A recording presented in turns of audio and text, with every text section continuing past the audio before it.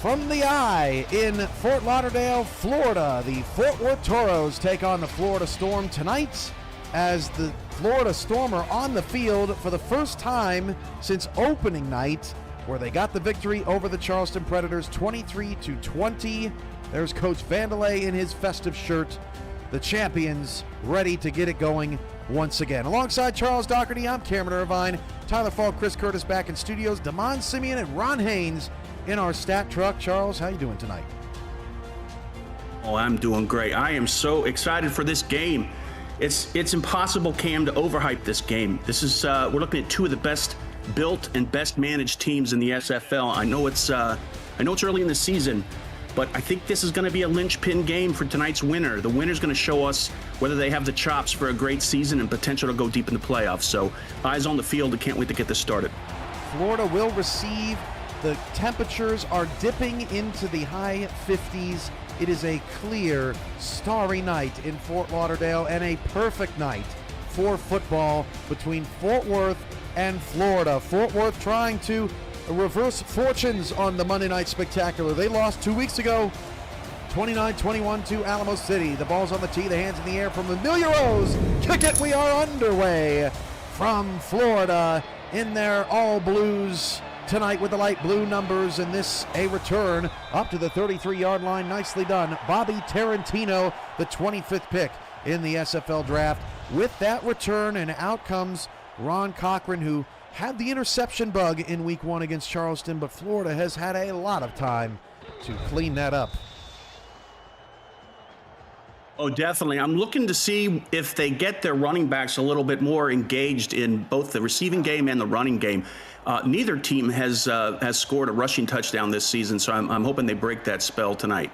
Mike Bayarosa, I think I said that correctly. Let me know. Bayarosa, perhaps new to the chat. Welcome in for tonight's showcase game. Charlie Boletsky, the Bullet, takes the handoff, and he can't get much of anything. In fact, he's dropped for a loss by Ben Stone.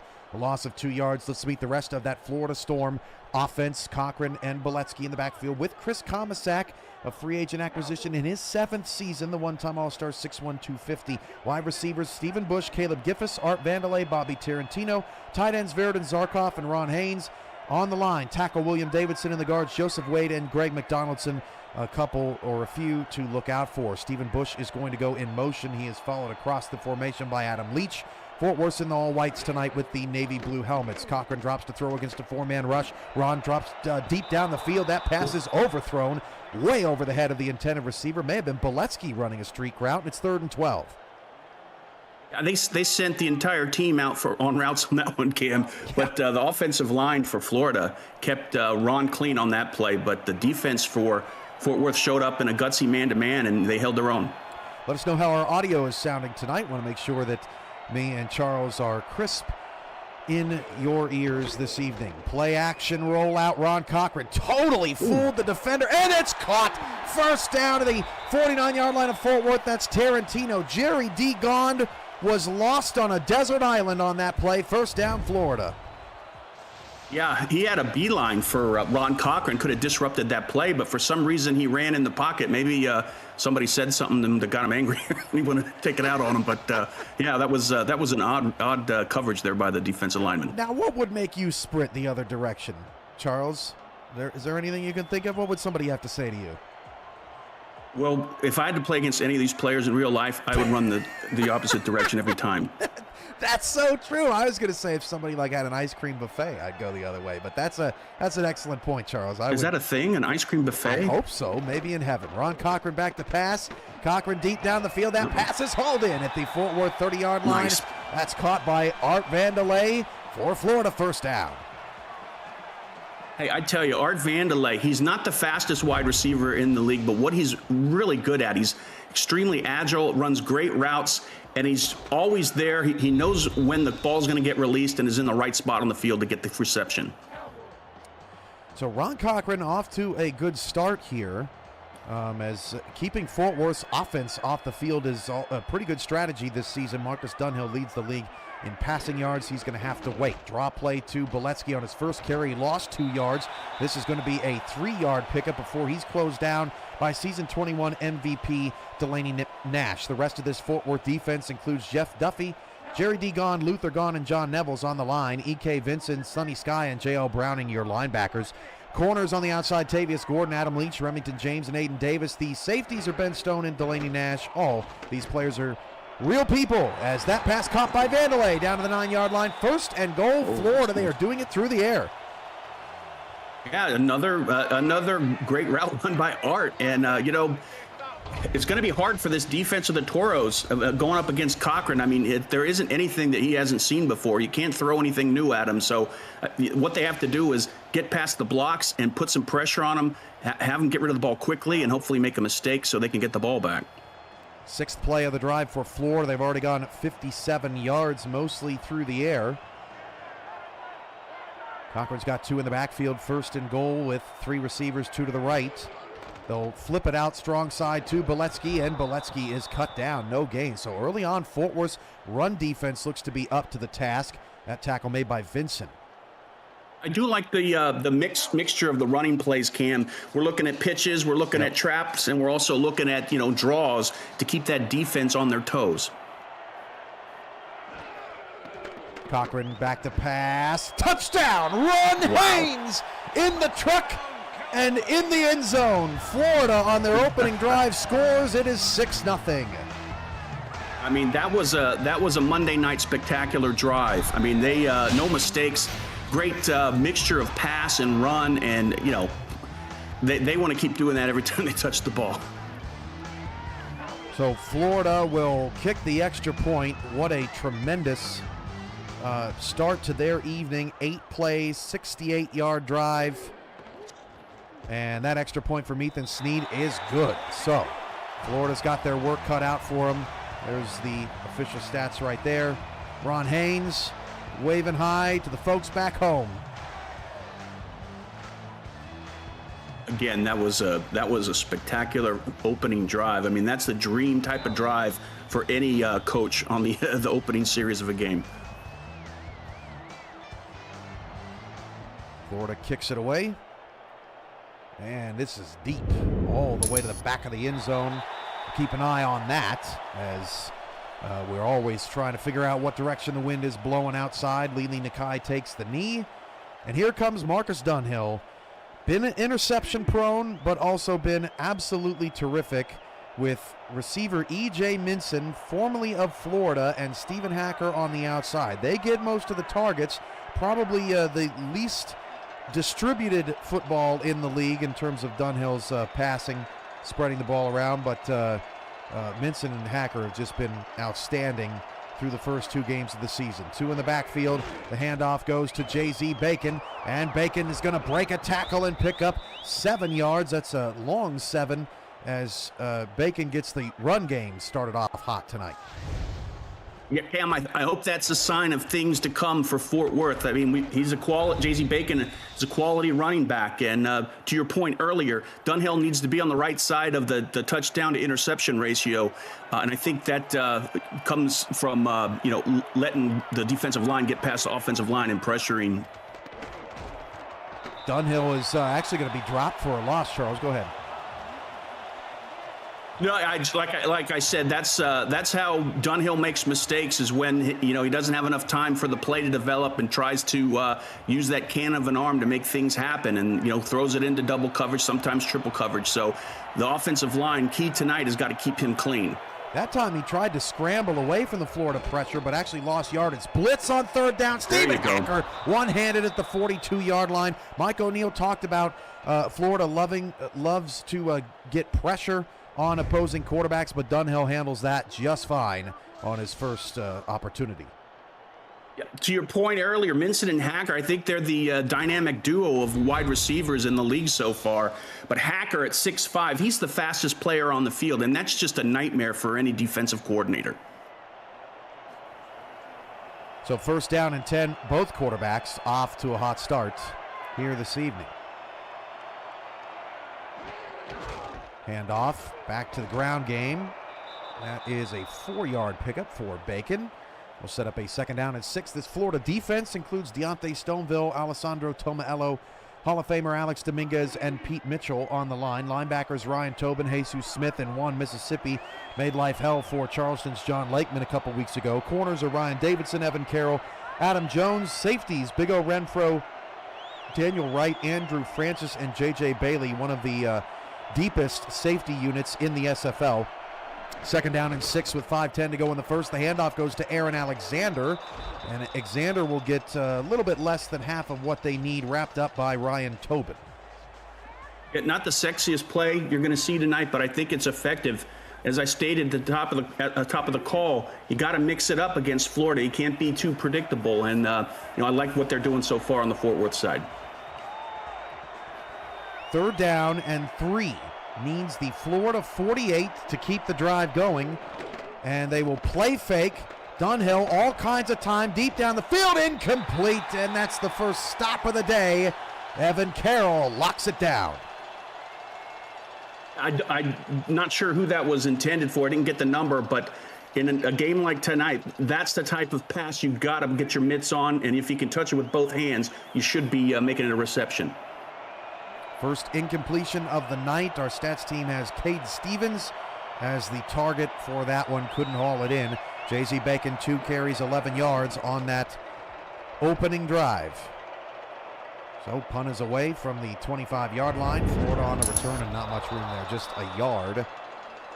Quickly put down at the 26. $5 super chat from Ray Colston. Smash that like button, everybody.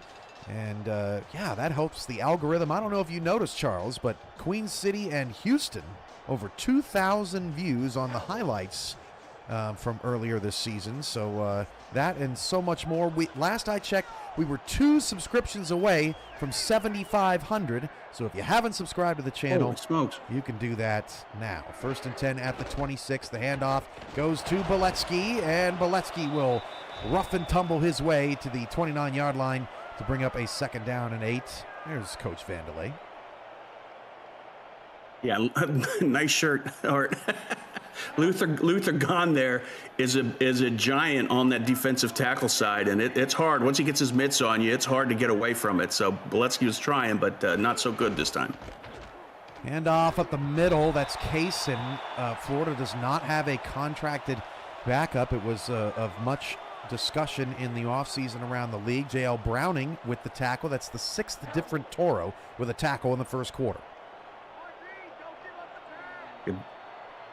It's early in the game, but we got to see what the Fort Worth defense can show us on this 3rd down. 3rd and 7 out of the dime. They rush 4. Cochran rolls out. Cochran back across the field, caught by Stephen Bush. First down to the 45-yard line. That Florida offense has been moving it on 3rd down, now 2 for 2. Yeah, I don't know how Bush caught that. He was covered, it looks like, on every side. Let's see the replay here. Plenty of time for Cochran. Yeah, got rid of it just perfect and threw the ball low enough in front of Bush, so there wasn't any way that a defender was going to get their hands in the way.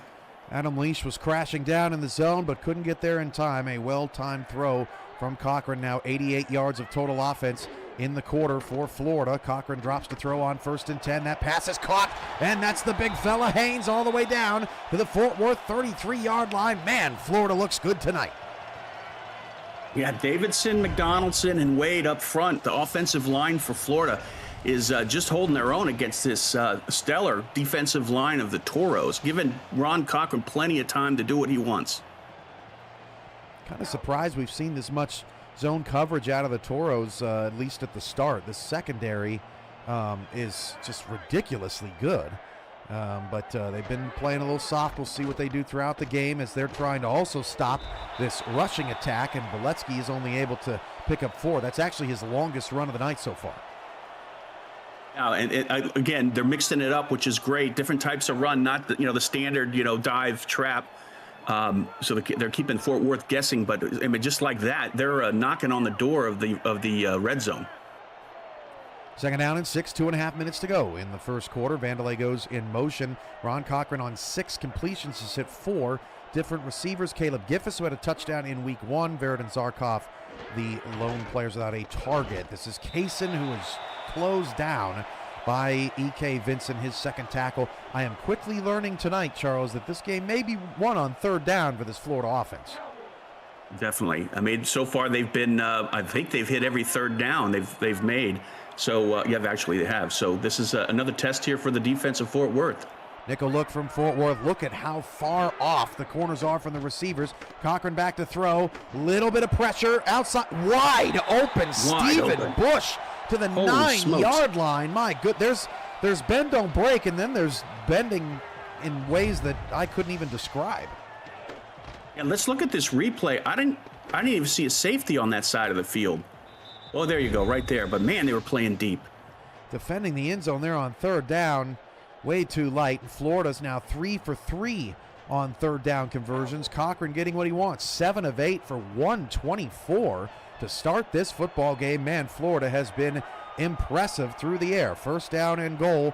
3 different players now with at least 2 catches for this Florida offense. Draw play to Beletsky. Beletsky going to shed off 1 tackle and get about 3 more to set up a second and goal from the 5.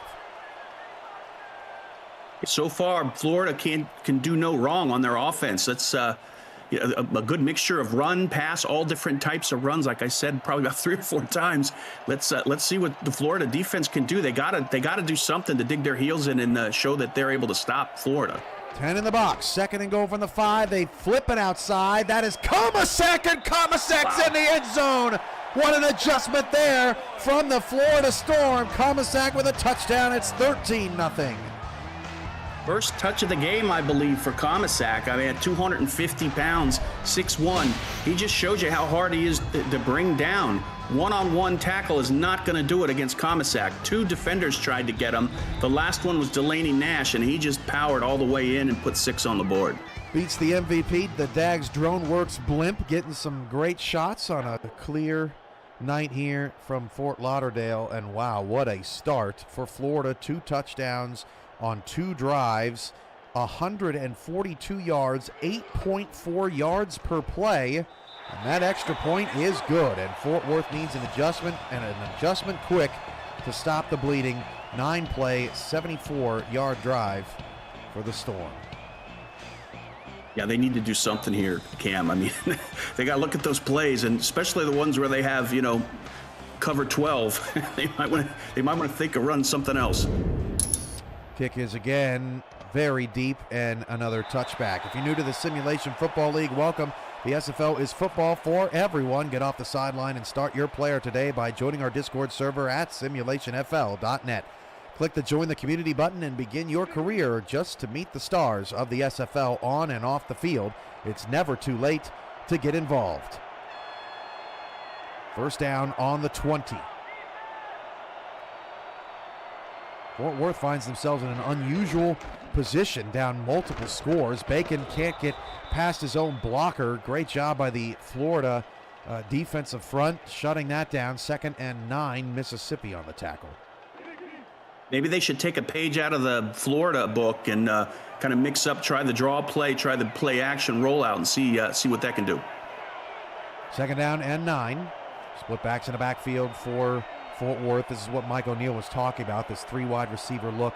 Drawing nickel from Florida's defense. Florida backs off into coverage. Dunhill's looking for someone open. Dunhill down the field. That pass is incomplete, as it was Minson who's looking for his first catch of the night, trying to haul that in. Defender got in the way just in time. 3rd and 9 coming up. I believe that pass wasn't touched by the defense. I think it just hit Minson and just hit the deck. I mean, again, those types of plays need to be executed on in order for Fort Worth to win this. Looked like he got tripped up by the turf monster there a little bit. 3rd down and 9 for Dunhill and the Toros. Play fake. They roll out Dunhill. Speedster fires down the field, wide open. E.J. Minson, first down to the 39-yard line. Both teams utilizing a play-action rollout early, and Fort Worth moves the chains. Minson's pointing up to me. I think he's saying I'm number 1. I can't really tell. I bet if he's in the chat, we'll get some clarification on what. I have to check which finger he's using. Yeah, with EJ, you never know. You never know. That's funny, Charles. First and 10, 10 seconds to go in the opening quarter. 14-0 Florida. They'll hand it off to Bacon. Jay-Z's going to get about, they gave him only about 3. That was some home cooking from the refs there, and that is the end of the first quarter. Florida 14 and Fort Worth nothing. Bit of a shocker here as the Toros, who finished 12-0 last season, are up against it in Fort Lauderdale. This is the SFL on YouTube, presented by APM Music, with Damon Simeon and Ron Haynes in the stat truck. Tyler Falk and Chris Curtis back at the studios. Charles Doherty and yours truly, Cameron Irvine, here with you, loving another season of the Monday Night Spectacular. I think it's the third, if I'm correct. I'm pretty sure it's the third, but nice to have Charles back in the booth. Back to pass on 2nd down and 7. Dump off to Aaron Alexander, and he had to turn around and get it. The pass just a little bit off, and wow, no gain on the play at the end of it. Jesus Smith tracks him down. You know, it didn't get any yards, but I think it's smart. You got to mix it up, and I think Fort Worth is starting to realize that. And we saw it on that rollout play. We saw it on the screen, and good thinking on the Fort Worth offense. By the way, EJ said lots of love in the chat, Charles, so I don't think he was, I think he gave you the thumb.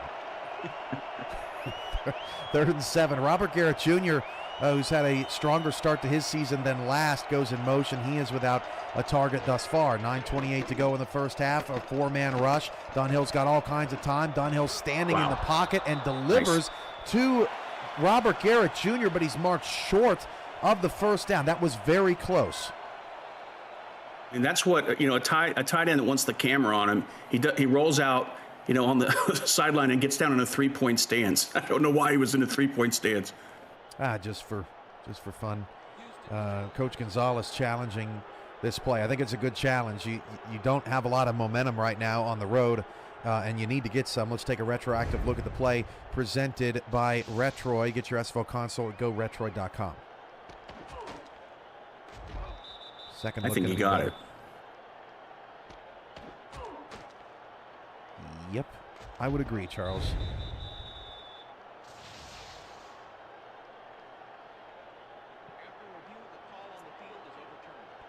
Fort Worth did get it. Did they get the first down? Yes, they win the challenge. They get a ball spotted for a first down, and Coach Gonzalez says, man, it shouldn't have to be that hard to move the chains. So the question is, if Art wore that shirt on an away game, would he get fined? I don't think so. I mean, what do you have? What do you have against Hawaiian shirts? I don't know. I just like teasing Art. 142 to 57 in total yards, 6-2 in first downs. That yards per play is the big one. 8.4 for Florida right now, as J.Z. Bacon picks up 2 to set up a 2nd down and 8. We did see Florida throw one time on first down, Charles, but they've really been trying to establish the run to get him in more manageable situations. Yeah, and they've made some adjustments. I could clearly see that from the first quarter, and it's some smart adjustments by Fort Worth, and so far they're having some success on the ground. Dunhill, clean pocket again. We'll dump it off to Hacker. Tobin on the tackle. We'll set up a 3rd down and 2. Florida has struggled to get pressure on Dunhill today. I'm surprised he hasn't taken off and run a little bit more, Charles, but he's standing cool, calm, and collected in that pocket. It's still early, Cam. You're right. It is. I just get so excited. 15th play of the night for Fort Worth's offense. Oh, what a catch! What a catch! Hacker had to adjust to the football. Charles, I think that would have been picked if Dunhill would have thrown it on target. Instead, Hacker makes the play. Oh, we're not going to get a replay. That's a crime. I thought he dropped it, Cam. That was a heck of a catch. Oh, my gosh. Man, that may overthrow Ellington for the best catch of the week. That was ridiculous. As Dunhill... Yeah, snap it quickly, please. Yeah, places the football perfectly. 6 of 8 for 53 yards now for Marcus. 1st and 10. Going to throw again. Dunhill back to pass over the middle of the field. Caught. First down. That's Cade Stevens' first catch. Fort Worth's mixing it up a little bit more for receivers with a catch in the first 13 minutes. Yeah, you start showing a little success in the running game. It does wonders for the passing game. The seams on the zone defense get a little bigger, and a pro like Dunhill can take advantage of it in the passing game. Did you see on our sky cam? Did you see the Florida player look? He looked up at the sky cam as it was going by. I don't know what that was about. That was hilarious. Dunhill's pass is into traffic, intended for Minson, incomplete, and he took a shot from a former teammate. Second down. Yeah, that was a dangerous pass. I mean, he just barely got it out of the hands of the defender. That could have been very very bad for Fort Worth. Coming in from our crew here tonight, both teams have combined 7 of 8 on third down so far in this ball game, as Bacon gets a little more to make it a critical 3rd down and 6. The only 3rd down that wasn't converted, Fort Worth ended up punting on their first possession. They got to get points, Cam. Don't try and be a superhero on this play and throw it in, to double, triple coverage. 3rd down and 6. Back to pass. Dunhill down in the field in the end zone and off the hands. Just like you said, Charles, earlier, you got to catch those when you have an opportunity to in this game. That was Stevens, and the field goal unit will have to come on. Yeah, I mean, he got hit pretty hard, but, they're all professionals out there, and I think that's the 3rd pass that Dunhill made that could have been a reception, but receivers just weren't able to hold on to it. So a 34-yard field goal for Amelia Rose. Fort Worth is not going to Dan Campbell this, and the field goal is on the way and good. And too soon, Curtis. 14-3. 14-play, 61-yard drive for Fort Worth. They do get on the board, and it's 14-3.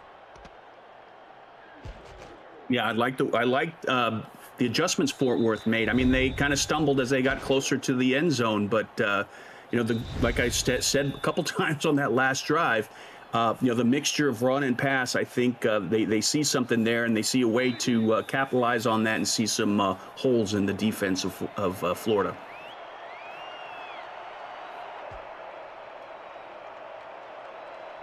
The kick in this direction once again from left to right, and now this time it's for Florida taking the knees. Caleb Giffus was the returner, who does not get an opportunity.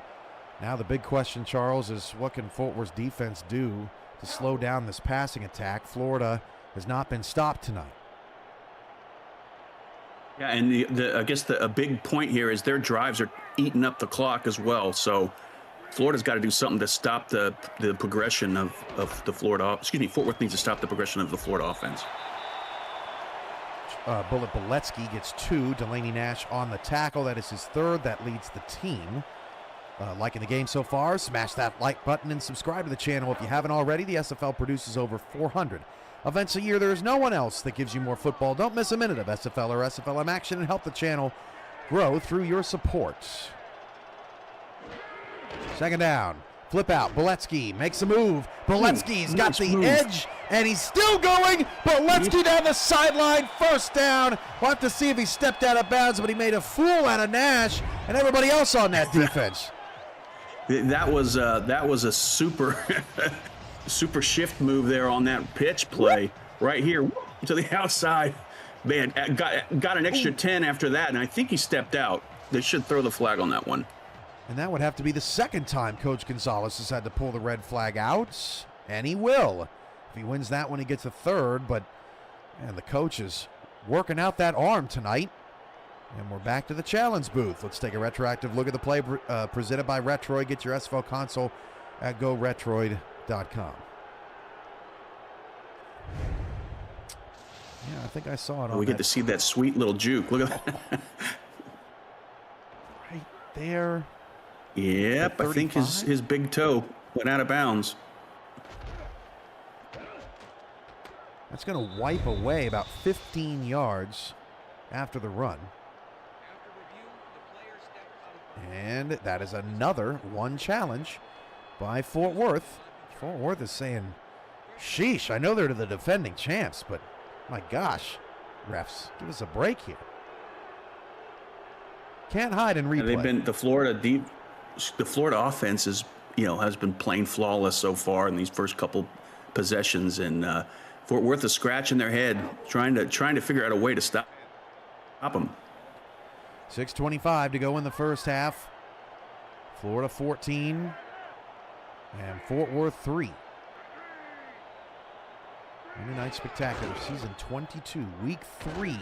And Boletsky, who got a rest because of that challenge, is dropped for a loss of 1. Jeff Duffy with the TFL.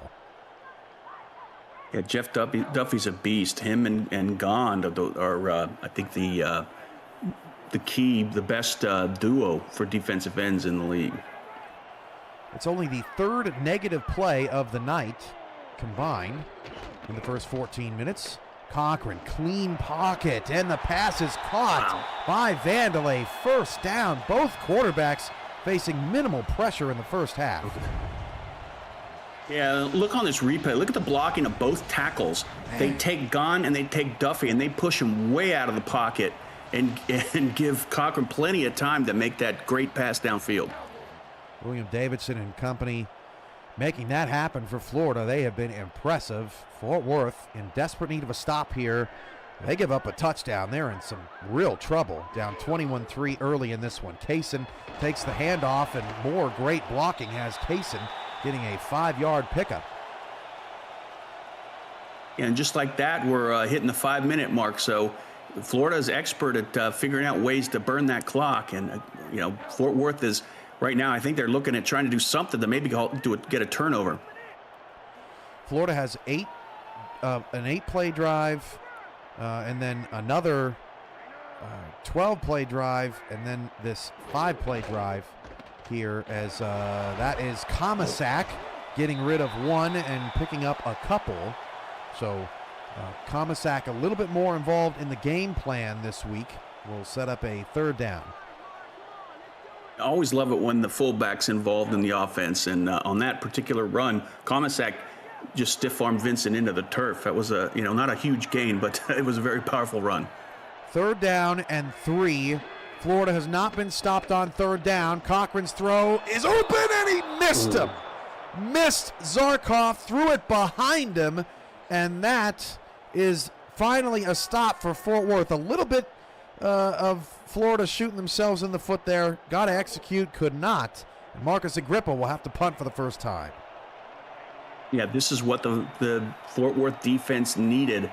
Now they have an opportunity to put some more points on the board before the end of the half.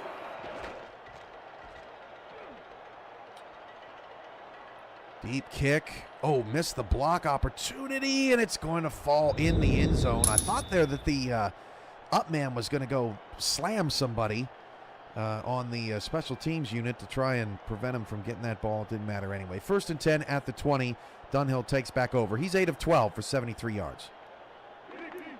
Yeah, plenty of time. Yeah, I think they were onto something that last drive. It stalled when they got in the red zone, but I think they probably made the right adjustments, and let's hope for 7. 4:29 to go in the first half. This is Dunhill rolling outside. He got popped, and it's picked off. Just like that. Florida gets it back. Evan Carroll with the interception, and I hope Marcus Dunhill's okay. He got nailed. Yeah, he got he got destroyed in the backfield there, and we're not going to see who did the pressure, but my gosh, the ball was going end over end like a kick. Wow, how deflating is that for a defense, Charles, when you finally get a stop, and then the very next play you're right back out there on the field, almost where you left him. Definitely, and it's not great for a defense to go out, to the sideline, sit down, try and take a breather. Now they got to go back out and try and stop Florida. Boletsky, only a 1-yard pickup, so doing their job. Remington James with the stop. 2nd and 9 coming up. Plenty of time for Florida. I mean, they're experts, as I said before, at milking the clock. Let's see if they, continue to try and use the ground game, or if they're going to sneak in a pass in the end zone. 3 receivers, 2 to the short side right, top of the screen. Ron Cochran going to go the opposite way with a screen. That's Kaysen out there. Kaysen behind some blockers, nearly getting a first down. And when you got the backup in there, best way to get him involved is to get him behind all that blocking. Yeah, and when, K-Sun makes a play like that, I think it shuts up a lot of the critics in the league that say, hey, you should have had 2 contract halfbacks. 3rd and inches. 3:30 to go in the first half. Flip out to Komisak. Komisak's got a first down inside the 10, inside the 5. Touchdown, Chris Komisak. The secret weapon for Florida has him up 20-3. And I don't think Fort Worth was expecting Florida to use their fullback so heavily on those last couple series. And, they give it more to the fullback. I mean, he's just powering through. They haven't shown an ability to be able to one-on-one tackle that guy. He's a beast. Komisak, 3 carries, 19 yards, and 2 touchdowns. He's nearly outrushed Boletsky on just 3 carries. And Florida has built a 21-3 advantage. They have been the more physical team tonight. And essentially, Charles, Fort Worth still doesn't have a stop, because as soon as they did get a stop, they gave the football right back, and Florida took it and scored a touchdown. What an impressive first half from the Storm.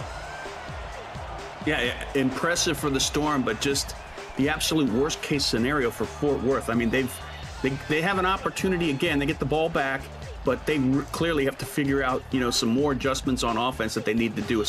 Not as much on offense, I would say, but more on the defense. They got to figure out a way to stop the Florida offense. They've been perfect.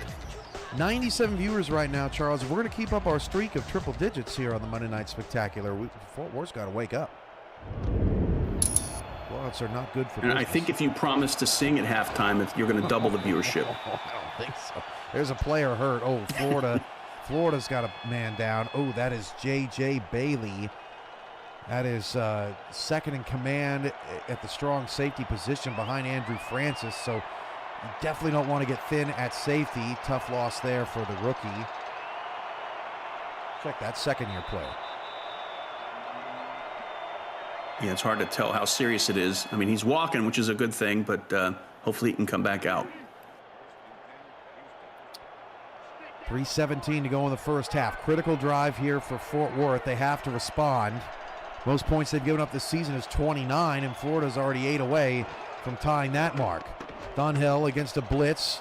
Rolls out a little bit to his right, and wide open E.J. Minson to the Florida 49-yard line. First down, Toros.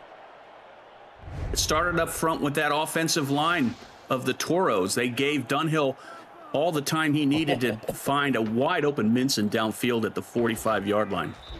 I get that Evan Carroll's playing back, but I think Minson fooled him a little bit. That was a sophisticated route there from EJ.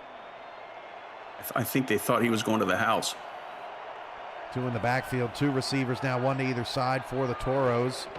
2:50 to go in the first half. They give it up and gets just 2 yards. Kind of got caught up behind a blocker. That's Charlie Baker's first carry. $5 super chat from Mark Lopez. Cam singing at halftime still remains unmarked in my full season bingo sheet. So, if you like bingo. If you had an overwhelming response from the league, would you consider doing that at halftime, Cam? Yeah, sure. I'm a man of the people. You heard it, folks. 2nd and 8. Dunhill throws. Oh, and Minson got it ripped out. He dropped it. Evan Carroll again. This man is having an awesome first half. Yeah, the wide receivers for Fort Worth have to help Dunhill out. I mean, Dunhill's doing everything he can to get him the ball. They need to hold on to it in a game like this. 3rd and long for Fort Worth. Down 21-3 early. Nakai goes in motion. Dunhill to throw. All kinds of time, and it's incomplete. Looked like he may have had Baker. Tried to force it in there to Minson. Fort Worth's drive's going to stall out again. And, Charles, they give Florida the ball back with all 3 timeouts and the 2-minute warning. Yeah, not a great scenario here. And Dunhill looked like he locked onto that wide receiver and wasn't looking at any of the others. But almost got an interception, but they have to punt to Florida, and they've been perfect pretty much for the exception of 1 drive on scoring. Deep kick, and it's caught. At the 5, Remington James. What a play on special teams. Wow. Pins Florida deep. That helps. I mean, that helps. It's a long field to go for 2 minutes. It's like, Charles, do you ever play jackpot as a kid? You know, you're out in the street and somebody yells 800 and they just kind of throw it up in the air. You ever play that? Is that just me? No. I'm drawing a blank on that one. And then someone yells jackpot and everybody, you know, starts punching each other to try and get the ball because then you get to be the one to throw it. Anyway. Yeah. That explains a lot. I don't know what that explains. You can tell us after this 2-minute warning. 21-3, Florida on top of Fort Worth. The next time we see each other face to face, I'm just going to scream jackpot. Start laying into you. Wow. Then I'll start running the other way like Gon did in the first half. 2nd down and 8 from the 8-yard line, or 2nd down and 6 rather from the 8. After James pinned Florida back at the 4. Handoff goes to Comisac. Wow, great tackle. Just kind of ran into Chris, who picked up just 2 yards on the play. It looks like Fort Worth is just content to run the ball and eat that clock. I mean, no arguments from this side, but at this point, if they do this right, Fort Worth may get the ball back. 3rd and 4. Florida 3 for 4 on 3rd down. Cochran steps up in the pocket off his foot. It's caught. What a throw! Caleb Giffus, first catch of the night, 1st down. That is just something else. That was Ron. I don't know if I've ever seen Ron Cochran throw it so well on the run before. He was doing his Randall Cunningham imitation. Man, look, I didn't know where he was going at first. That is a tough throw. Wow. And that's a good throw, too. I mean, holy smokes. Just if his feet were planted and he did that throw, we'd be saying how great a pass it was. It's even better, him running the opposite way and throwing it over his shoulder. 180 Very yards. Impressive, Mr. Cochran. In the first half. Coming up on the APM Music halftime report, first half recap from the Eye. A deep dive into the Central Division and the best winless team with a chance to turn it around with Tyler Falk and Chris Curtis. Coming up on the APM Music halftime report, 55 seconds and counting. Warhammer with a $2 super chat. Sing something, Cam. LOL, it's going to take a lot more than $2. But appreciate it nonetheless. Maybe I'll sing, and that's it. That's all you get for $2. I know what song that is. I know. That's what I'm saying. Hey, see? 36 seconds left. I almost had a little tear in my eye. From just the anguish it caused to your body, I'm sure. 3rd and 4. That was a nice tackle by Browning. Yeah, great job. Fort Worth. No, that wasn't Browning. Excuse me. Leach, I think. Fort Worth has done. Yeah, that was Leach. Sorry, Mr. Leach.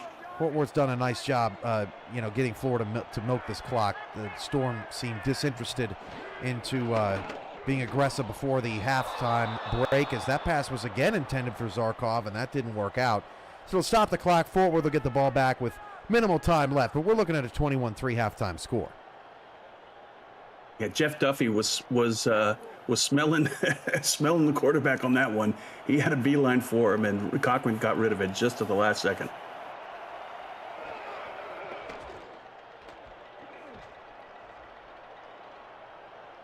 Five seconds left from the 21-second left for Fort Worth to do something. Now, we did see DC score with 1 second left as Nakai was on that punt return. Sorry, I should not have had my halftime tab opened when trying to speak with 1 second to go in the break. I have to say that was it was only a yard, but it was a very beautiful return. So distracted. First and 10 at the 22. Marcus Donnell back to throw. If only you could see behind the scenes in the SFL studios. That pass is incomplete, and Fort Worth is in some trouble. They are down 21-3 at the half. First half highlights and stats before we get it over to Curtis and Tyler. What did you think of that first half, Charles? Well, I mean, Florida was perfection on offense, and defense wasn't quite, wasn't that bad either. So Fort Worth has got to go to the locker room, and they got to figure something out. because especially on the defense. I mean, the offense showed a couple series where it looked like they, could move down the field. Didn't, only put 3 up, but there's a lot of work that needs to be done on the Fort Worth side to get back in this game. Yeah, I mean, that interception was key, and it really wasn't Dunhill's fault. He's played a pretty clean game tonight, but he just got walloped, and then a duck ended up finding Evan Carroll. Carroll had a great first half.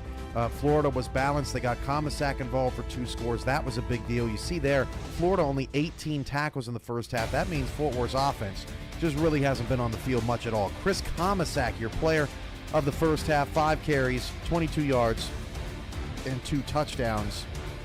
JW who, as Comisac has filled the fullback role. All right, to the halftime report presented by APM Music. Tyler Falk and Chris Curtis coming your way. We'll take a break, and we'll be back to Fort Lauderdale after this. Don't go anywhere.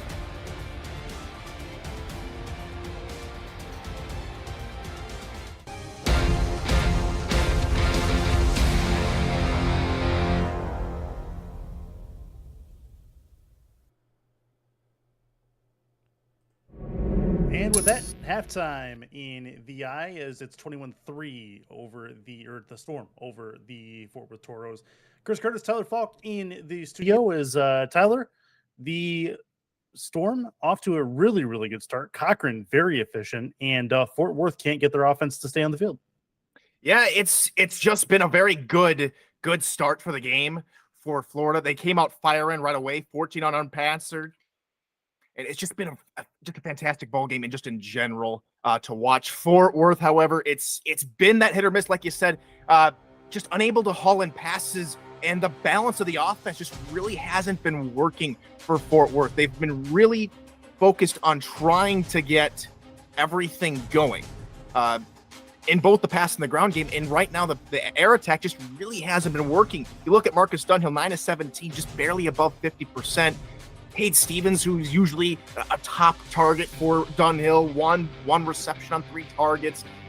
Hacker, the hack attack, he's done well. He's done admirable. 3 receptions, 29 yards. And Vincent, just under 50 yards on 2 receptions, but they're just not able to convert in the far section of the field. They're not able to get down and dirty, and they only have 3 points to show for it. This Florida defense is really become stout and have already forced a turnover out of Dunhill to boot.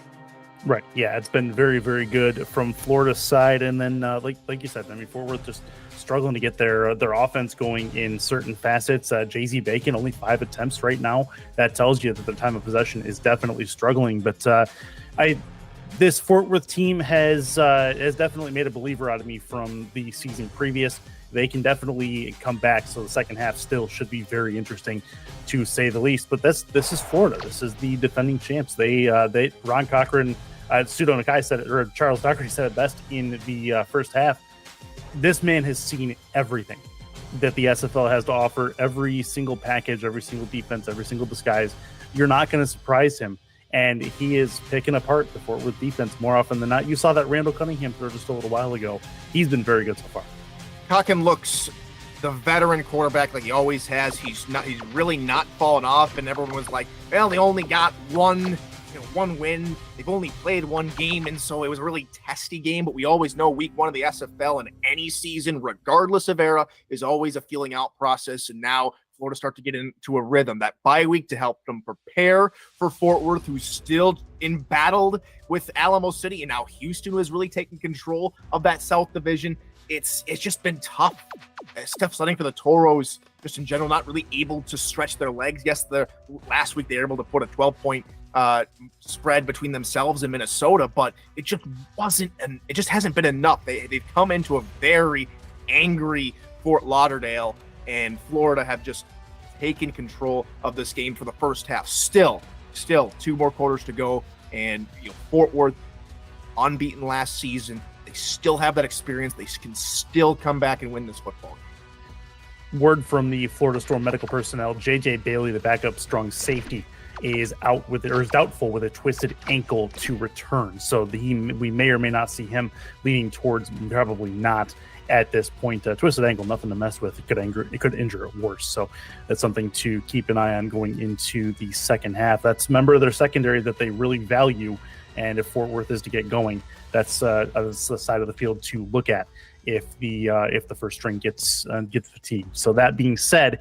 let's move away from the eye. Let's talk about other things going on in the league, and I want to touch base with you on the Central Division, one of the two best divisions in the league right now. Every team except one is at or above 500, and every team is within a game and a half of first place. Obviously, with 3 games gone in the season, that's fine. But looking at this division, you look at Tulsa, you look at Arizona. Those are the 2 undefeateds in this division right now. And I have to ask you, is that the way this division is going to stay long term, where it's going to be a 2-horse race? Do you see any of the other teams really putting a stake in it? Or are Tulsa and Arizona just that far and away above the rest of the teams in the division? I mean, just take a look at last season. Minnesota shot out to a very strong first 3 games, 3 straight wins, and all of a sudden they lose 8 on the bounce before eventually the final day chaos where every single team in the division ends up at 4-8. And all of a sudden, Minnesota goes into the playoffs and plays Arizona in a wild card game. So the big difference between last season and this season, again, filling out process for every single team, no less the Central Division. But now you put in a powerhouse like Arizona and a Denver Nightwing team who has been to the championship game a couple of times in the last couple of seasons. And so you get this pedigree that comes in. Yes, you had Sioux Falls last season, a really strong team in their own right, now defunct. Minnesota, who comes in at a very strong start to really anyone's expansion franchise. You take that, you take a Tulsa team led by Gabriel Manning, who has played bar none. I think Gabriel Manning, in my personal opinion, is your leading candidate for MVP 3 weeks into this season.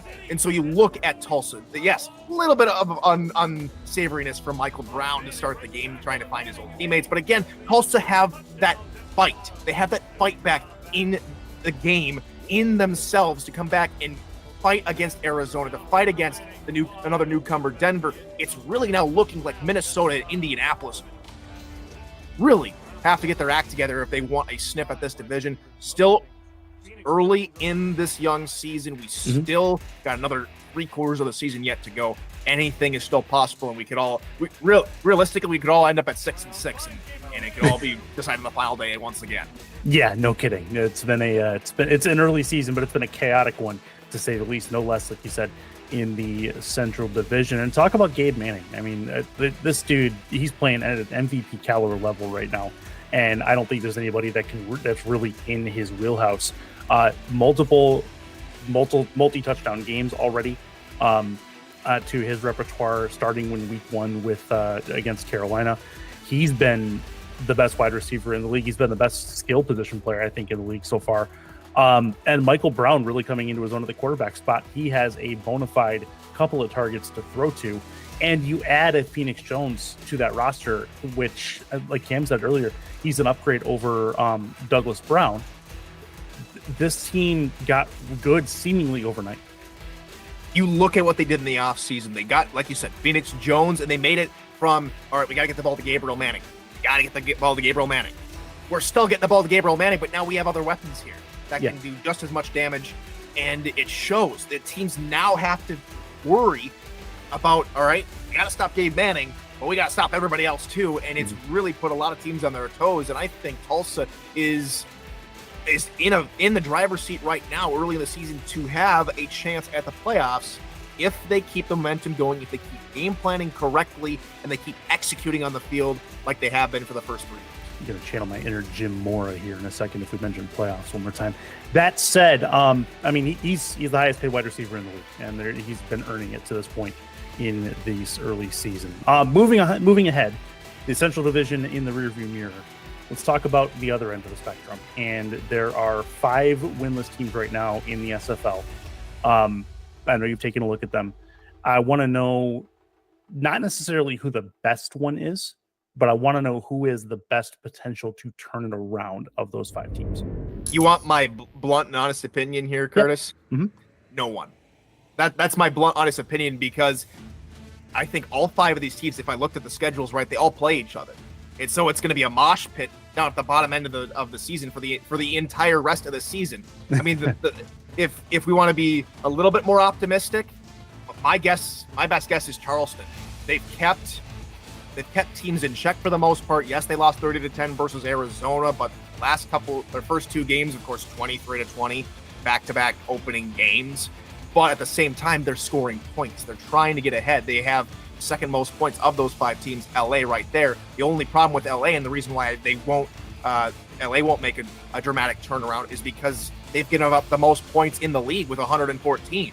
And so I think if I'm to take anybody to maybe have a shot at most 500, it has to be Charleston. But all 5 of these teams, the Fleet, Preds, V8s, Lycans, and Skyhawks, they're all going to be playing each other, and it's not going to be pretty. There's no, thankfully, in this league, I've yet to see clear and evident tanking. I don't think we'll ever see that here in the SFL, because there's so much that you have to. You have to, every single game, even the final game of the season, if you're out of it, you've got people that are still playing hard. And so, again, it's in my personal opinion, it doesn't look good for these 5 teams, but stranger things have happened. Fair enough. Okay. Well, let's keep it on the optimism train for the moment. I'll tell you what, who's optimistic right now? Florida Storm. They're up 21-3 at the start of the third quarter, which will happen right after this. Cam and Charles on the other side. Enjoy the second half, everybody. Thank you for watching.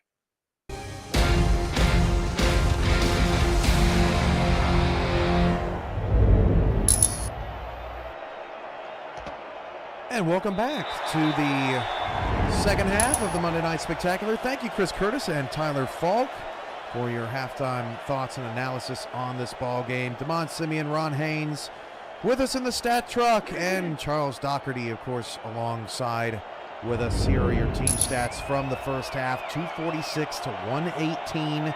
Fort Worth did start to get a little bit of momentum going at the end, or in that second quarter, but not a whole lot. We'll see what their second half adjustments give them, as Bacon picks up 1 to bring up a second down and 9.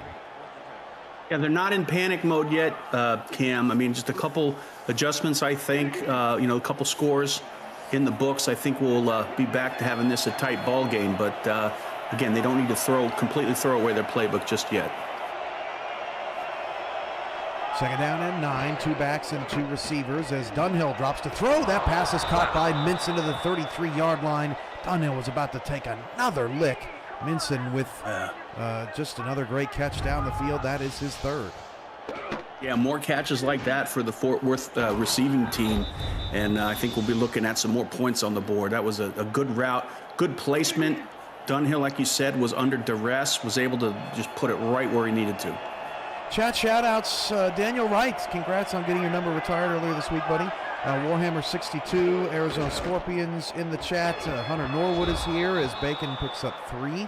Art Vandelay's in the house. Got the update on J.J. Bailey's injury during the halftime. Mojo McLean. Skippy is here.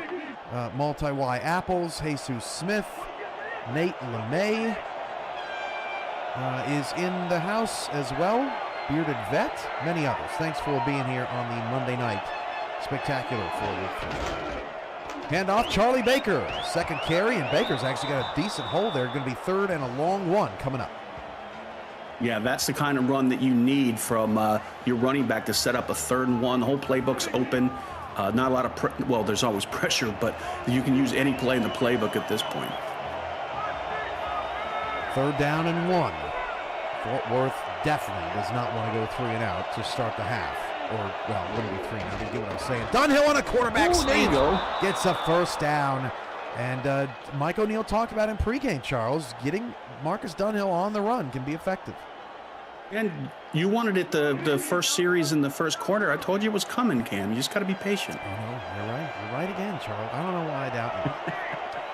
First and 10. At the 45-yard line, split backs here for Fort Worth. And Bacon is picked up and thrown backwards. TFL for Jesus Smith, the second of the night for Florida.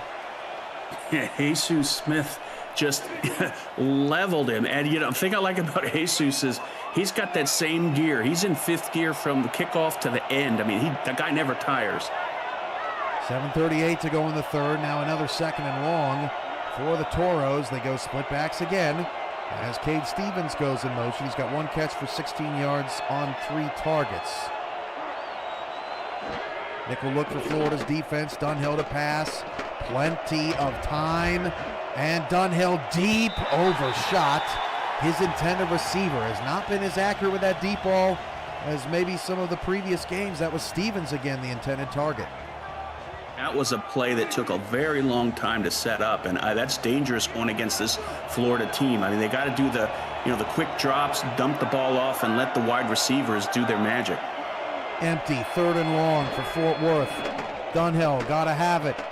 Marcus down the field, caught. 1st down to the Florida 35-yard line. Lee Nakai, first catch of the game. She is sitting behind me, and she is pumping her fist in the air. Look at that beautiful catch by a beautiful player. Good route. That is how you make an impact. What a catch. Tough catch. That was my favorite play of the night, Cam. 10 of 19 for 126 yards. And a pick for Dunhill, but like we said earlier, it wasn't really his fault. He's played a pretty clean game.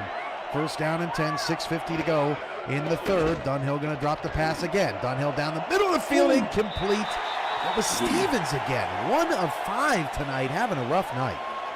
Again, you can't put that on. You can't put that on Dunhill. I hate to sound like a broken record. Yeah. You got to bring those passes in.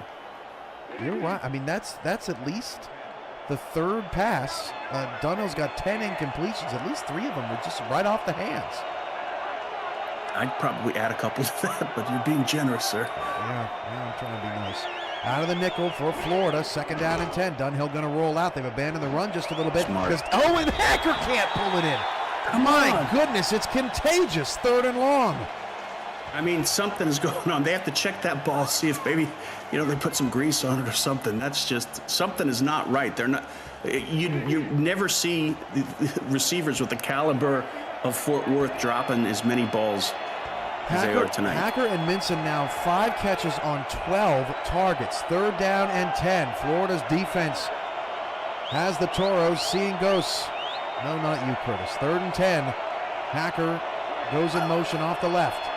4 receivers, 3 to the left. Dunhill back to throw. Dunhill, another clean pocket, and the pass is incomplete.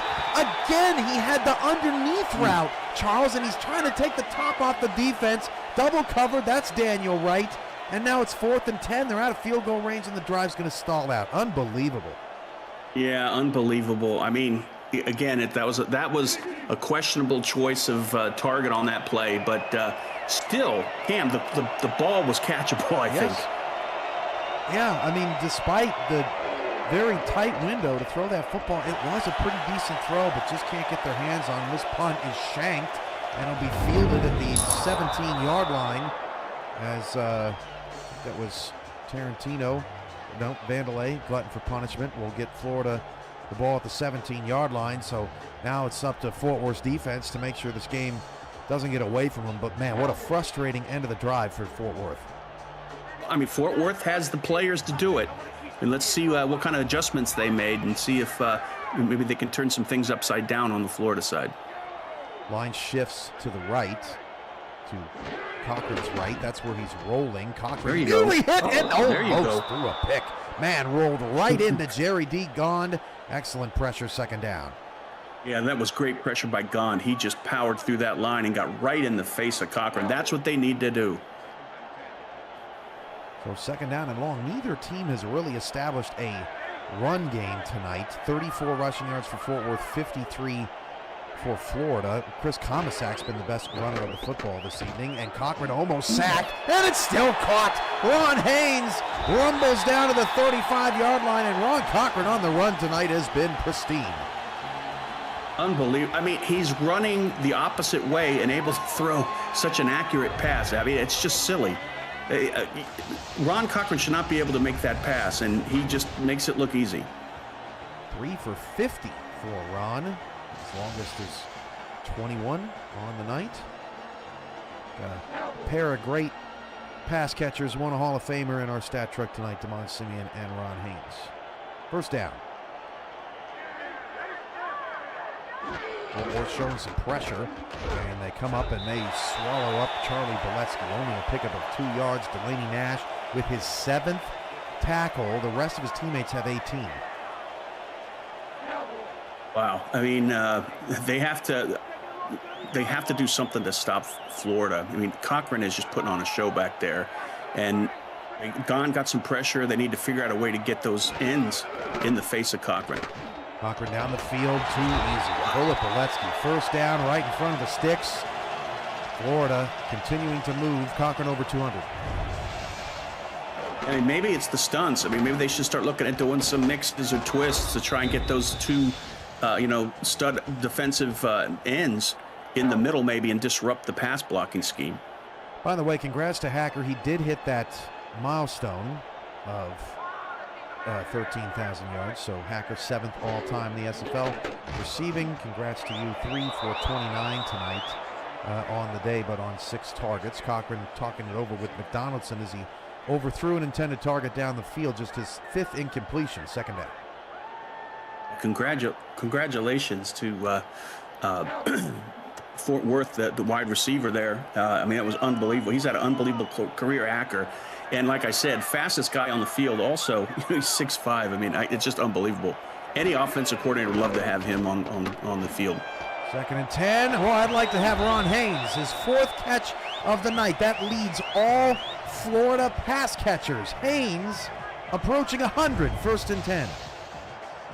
And it's amazing how Ron Haynes, he's so agile and able to twist his body around and get that catch. I mean, he's 6'5", 255, and normally it takes a while for a body like that to turn around. He was able to do it pretty quickly. 13 of 18, 226. Our statisticians are on the money tonight behind the scenes. So Fort Worth continuing to play a lot of soft zone against Florida's passing attack. Cayson's going to pick up 5. Running behind that strong offensive line. 2nd down. Looked like a face mask there. Cayson's head looked like it was turned at 360 on that last play. Yeah, lucky they didn't get called for that. Florida's a 3.5-point favorite, but they are covering that, and over under 51.5 is questionable at this moment. If you got the under, you're feeling pretty good. Comisac with the carry, and that's about the best Fort Worth has done on Comisac tonight. Nash and another able to bring him down. 3rd and 3. They're right on the edge. I think they're just barely within field goal range. A big play on defense could knock them out of field goal range and force them to punt. And even a field goal wouldn't be the end of the world for Fort Worth. They would keep it a 3-score game, and they would be lucky to be in this thing. The handoff goes to Comisac. He cut it back up the middle. The vision, terrific. His 6th carry for a 1st down. Comisac's putting on a show tonight. I mean, not a ton of yards, but man, when he gets the ball, he capitalizes on it. He's got almost a 5-yard average per carry.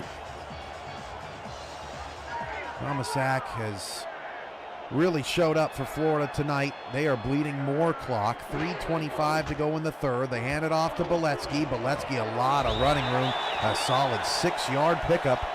2nd and 4. Florida doing whatever they want right now.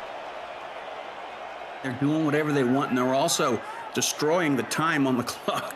I mean, this quarter is going by at light speed. 11th play of the drive coming up. Florida has 14 first downs in this game.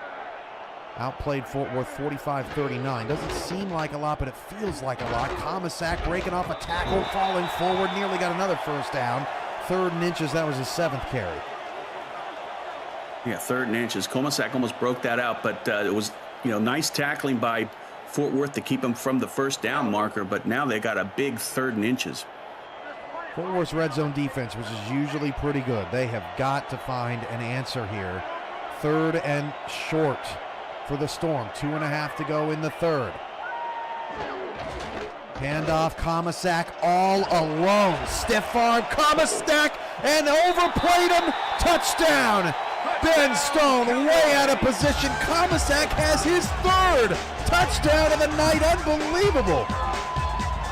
Unbelievable. That play right there just highlights everything that Comisac's been doing tonight.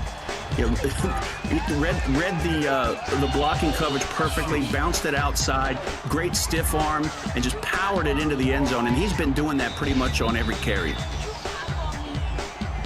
Stone either took a terrible angle there or made a business decision, not wanting to tackle Comisac in the open field. He has almost as many rushing yards as Bullet on half the carries, and Comisac or Boletsky, depending on how you want to look at it, has outrushed the entire Fort Worth team by themselves, 28-3. Florida has been the physical team, the running team, the more established offensive team tonight. 12-play, 84-yard drive. They are smashing the Toros. This is a stunner.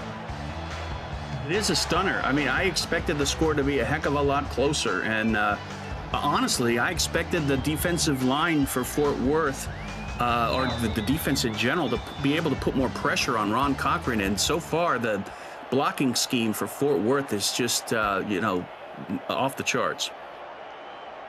Someone goes out of the back of the end zone. And, Charles, I'm also really impressed with Florida's balance tonight, too. They're 24 runs to contracted players, 18 passes. Ron Cochran has hit 6 different receivers with receptions. I mean, Florida's just done it all. And all of their rushing touchdowns for the season have been tonight. Yeah, so, I mean, they did struggle to establish that run against Charleston, and it has not been a struggle tonight. Marcus Dunhill drops back to throw, another clean pocket, and another pass off of the, I don't know if it was deflected by Wright or Hacker just dropped it, but this is a night to forget for Fort Worth's receiving corps. Yeah, I have no idea what's going on. I mean, I don't know if I've seen that many drop passes in a game. Some nights are just not your night. And the Toros are having a rough night here at the I. Florida 12 minutes away from improving to 2-0. Both those games have been at home. Bacon going to get the handoff, and Jay-Z Bacon's best run of the night. Nice nearly run. got a first down. There you go. His previous long was 7. That's something the offense can build on. I mean, that's the type of run that starts getting, players pumped up and, hitting a little harder, running a little faster. Let's see if they can build on it. E.J. Minson with 2 angry blocks, as you said, trying to motivate the rest of his team. He probably more than anybody else does not want to lose this game, but it's the direction we're trending in. 3rd down and inches for Fort Worth. Split backs and a heavy set. They'll give it up the middle. That is Charlie Baker, and that's a first down for the Toros. Just one step at a time for Fort Worth's offense. Yeah, so far so good. I mean, we've seen when they lean too heavy on the pass. I know they're down by a couple scores, but they have to get something on the board here, and I think they don't need to worry about time at this point. Just do a slow, methodical drive and get some points on the board. Toss play out to Bacon, looking for some blockers, and he is destroyed. One Mississippi in the backfield for a 2-yard loss. How often you see that, Charles? A 2-yard loss on a toss. Brilliant. Yeah, and Bacon just, that was a nightmare. Mississippi's just sitting there waiting for him out there on the outside. 2nd and long. Dunhill's completion percentage has fallen to 45%. Back to pass. Dunhill in trouble, was going to take off and run, and is sacked. 3rd and long coming up. It's the Hall of Famer, Alex Dominguez, with the takedown. It was only a matter of time. I mean, they were really pressuring the offensive line of Fort Worth, and they were just able to get through on this one and hit the quarterback. Dominguez with his 200. There's 2 sacks tonight. Mississippi had 1 and Dominguez, but yeah, I mean, expecting a little bit more, but it's only a matter of time before we get some more in here. Yep, Dominguez with his 229th and a half career sack. As Dunhill against a heavy blitz down the field, caught. Hacker going to break a tackle. Stephen Hacker 40-35 and down to the 34-yard line. Boy, if he would have dropped that one, he would have been really kicking himself. Longest play of the night for the Toros. Yep, and I think he's given us the number 1. We're number 1 sign too. Wow, nice catch. That was Hacker's just showing off on that one. Tobin couldn't bring him down. But you're right, Charles. Going back to that that 9-yard run for Bacon, it's got everybody with a little bit of a spring in their step right now for Fort Worth. Yeah, they needed that. I mean, you know, it's amazing how one play like that you can build some momentum on.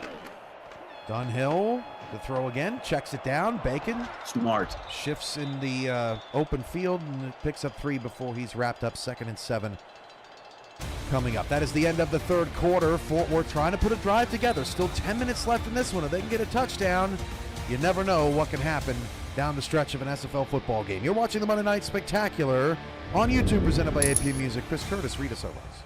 The Simulation Football League is intended for the private use of our audience. Any rebroadcast, retransmission, or account of the game without the express written consent of the league office is prohibited. Come on, Simeon, in our stat truck, that was a 40-yard completion for Stephen Hacker. Ron Haynes also there. Tyler Falk, Chris Curtis back in our studio.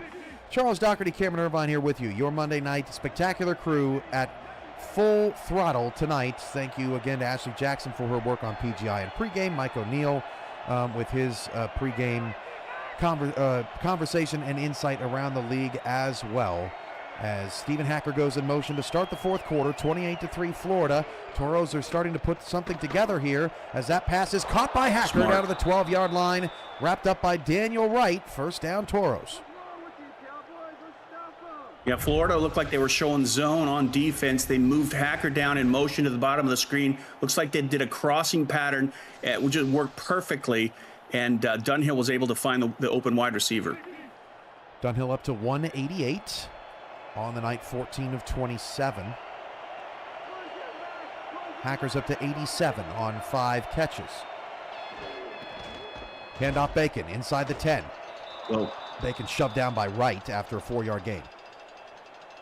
They need this. I mean, they need some points on the board, and it's a smart play call, a good mix of pass and run. They got to keep it up and get something on the board here to stay in this game.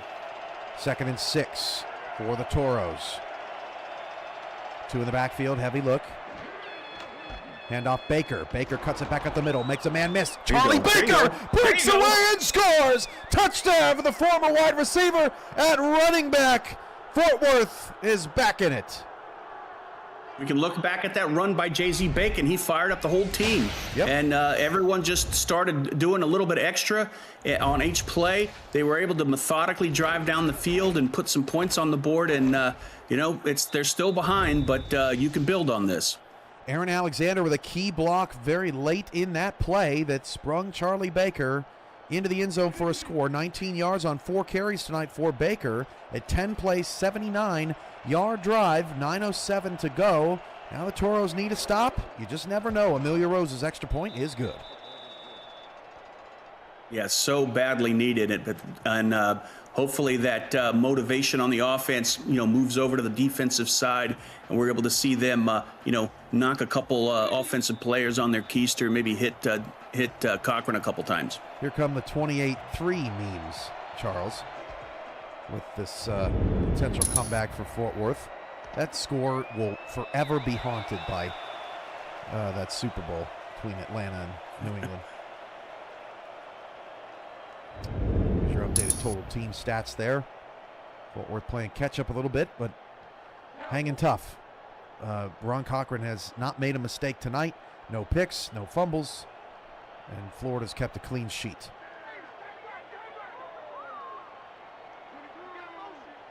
First down at the 20. Art Vandalay goes in motion, has 3 catches for 58 yards, but Haynes is your leading receiver, 66 on 4. Hand off. That's Boletsky, 5-yard gain before he's shouldered down. Yeah, Fort Worth, they're just masters at burning up the clock. Fort Worth has got to find something to disrupt this, and get the ball back, because they're well known. Fort Worth is well known for burning 6 minutes, off the clock. Have you ever wanted to be a play-by-play or analyst broadcaster? Looking at you, Ben Kurt. We are looking for passionate SFL participants as Chris Komisak gets a first down, or viewers like you to join the team for the next minor league season kicking off in just a few months. Please visit simulationfl.net/broadcasting for more details on how you can get involved and get your voice on the call. 10 carries, 55 yards, 3 touchdowns. What a night. What a night. And it's scary for the teams that are going to be playing Fort Worth now that they have that extra weapon in the backfield. Oh, Boletsky. Oh, he got his legs cut out from under him. Ben Stone, an angry tackle, but not before Boletsky gets another first down on the ground over 60 yards tonight. Yep, and the clock goes tick, tick, tick. It's a smart play calling by Florida, just running it up the gut. 8 minutes left. Fort Worth has to dig deep. Time is running out. It is not their friend. Trips right. Dime look here for Fort Worth. They'll hand it off to Kaysen up the middle. Kaysen bounces off of a tackle. Kaysen inside the 40. First down, Florida. What a run. Yeah, that was a super run by the non-contract player. I mean, that was a great hole at the top. Perfect hole for him to run through. Got a couple yards there, but just leveled. Looks like that was one of the linebackers, maybe the safety coming up, and just able to get a really good run there. Well, Kaysen doing work as well out of the backfield in his limited opportunities. 1st and 10, 7:26 to go in the fourth quarter. And this is just bully ball right now for Florida. It definitely is. Toss, Boletsky. And Boletsky will pick up a 2.5. Wrapped up there by a slot guy for Cam, I do have Toros. to make a special announcement, if I may. Sure. There's a special birthday on Wednesday. She was on the pregame, TD to Queen. Hey, Doug Day's got a great present for her. I don't know where he found a 20-carat ring, but heck. Whoa. It's going to be a great day. Happy birthday. Happy birthday, T. Thanks for joining us on the show earlier. Hope all is well. You guys, I know Doug's been struggling post-surgery, but hoping he gets back to things soon as well, as Komisak will pick up a couple. So 3rd down and 5. This feels like the moment for the Toros here, Charles. Has to be. I mean, the clock is not their friend, like you said earlier. 6 minutes and some change. They got to do something to turn it around. Florida is 6 for 8 on 3rd downs. This feels like a Cochran moment. 6:22 to go in the fourth. Back to pass. 3-step drop. Fires. Middle of the field. Pass. Good by Ron Haynes. Oh, in double coverage. He is a magician. First down, Florida. And Fort Worth may just pack it in after that. My goodness. I hate to beat this point down, but it's a study in contrast between the wide receivers of Florida versus the wide receivers of Fort Worth. I mean, everything that Cochran throws to the receivers, they're grabbing it. Doesn't matter if there's 2 or 3 people around them. And on the other side, I mean, we're seeing a lot of drop balls, and I know Fort Worth is kicking themselves for it, but it's something they got to work on for the next game. Haynes 5 for 84. Boletsky on a draw gets 5 more. They are wearing down this Toros defense. That was total play number 55. Like I said earlier, Charles, it feels like more. I can't really explain it. Yeah, I mean, what are we looking at? 5 minutes off the clock so far? Yeah. 6 minutes on this drive? 18. Incredible. 18 first downs now for Florida. That is their margin of victory right now. Komisak in the backfield, and he's going to actually be put down. TFL, man, they were all over that. Adam Leach with the TFL will set up another critical 3rd and 7 as the clock melts away. See what Fort Worth dials up here. Haven't seen a lot of huge, heavy blitzes here, and it doesn't look like they're going to do it on this play. No, yeah, they've really been kind of sitting back. 3rd down and 7, 5:10 to go in the fourth. Cochran going to roll out, looking at some late pressure passes. Caught, touchdown, Stephen Bush. Good night, everybody. Wow, what a catch. Florida's receivers have not let Ron Cochran down. I mean, they are catching anything that's thrown within the zip code. I mean, it's just incredible. I mean, that's, Ron Cochran's got to, buy some watches for the wide receivers because they're making him look, I mean, he's already a Hall of Famer, but they're making him look even better. They sent some pressure there late, didn't even get close. They have kept Ron Cochran's jersey, essentially clean. He got hit one time by Jerry Degon. I'm not sure that he's been hit other than that, and that extra point is good. That's Ron Cochran's 2nd touchdown of the night. He's 15 of 20 for 260, 35-10. When they needed Ron the most on that drive, he delivered back-to-back 3rd downs, and all Fort Worth can do is look on. That's the worst situation to be in as a team that's on the losing side against Florida. When they're ahead, they are experts at burning the clock and just controlling the ball, passing, running, just getting those first downs and just keeping the ball out of your offense's hands. It's very frustrating. 5:06 left. This will be a return. This is Baker of the touchdown. The last drive gets it to the 23-yard line. So we start to look ahead to next week, and boy, Fort Worth, the schedule not doing them any favors, Charles. We kick off Friday, February 2nd, week number 4. Fort Worth hosts Houston, the 3-0 Headhunters, in a big Southern Division tilt, and Queen City's home opener is also that night against Indianapolis. Queen City off the bye at 1-1. Indy's at 1-2, but still a very talented team. That is what is on tap for Friday. Hacker goes in motion. Hand off to Bacon, not much there. 2nd and 9, and Fort Worth's gonna run up to the line here. See what we get out of this. No huddle offense. Dunhill's pass is intercepted. Well, that's what we get. Not much anything. That pass is picked off by Adam Jones, and it's starting to get ugly now. Yeah, and you know, Adam Jones, he is a legit nickel corner. I mean, he could be a starting corner on any team in the SFL. I mean, it's quite the luxury having him lining up as your nickel, and it's causes a lot of headaches for the opponent's offensive coordinators.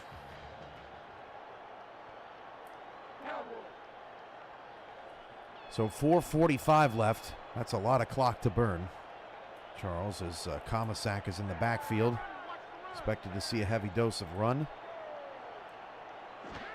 Maybe we can talk about all the trips you took in the offseason as Comisac picks up the trips I took. I just figure you went somewhere. You seem like you'd be very fun on a vacation.